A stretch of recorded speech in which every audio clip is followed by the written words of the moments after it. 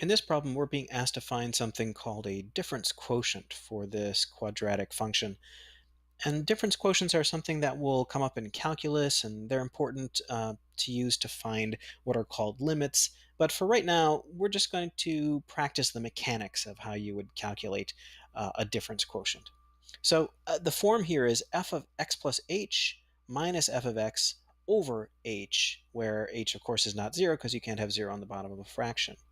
So what we need to figure out, we know what f of x is. That's just this. We have to figure out what f of x plus h is, and then subtract the function from it and put it all over h. So what is f of x plus h? Well, what that means is you take the x plus h and you just put it in wherever you see the x. So in those two spots.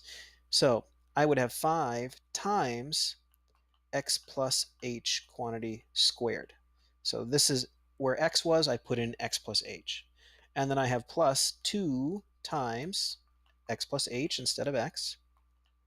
And then, so that's this chunk right here. And then I'll have minus f of x. So the whole function is being subtracted here. So minus 5x squared plus 2x. And then all of that goes over h. All right, so we've written it out. Now let's see if we can do some calculation. We've got this to square and then multiply by 5. We've got this 2 to distribute. We've got this negative sign to distribute. So let's see what we can do there.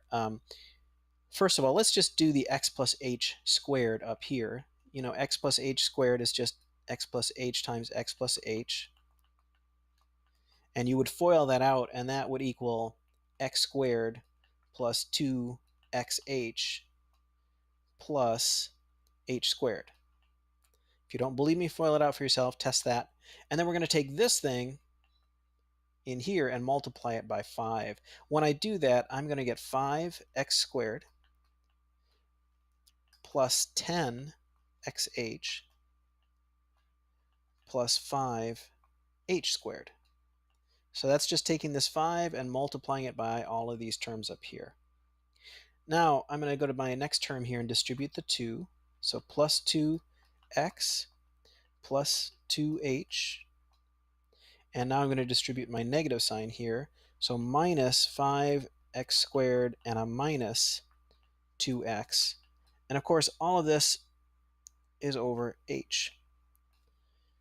So let me see if I can grab this stuff and move everything over so I've got a little bit more room.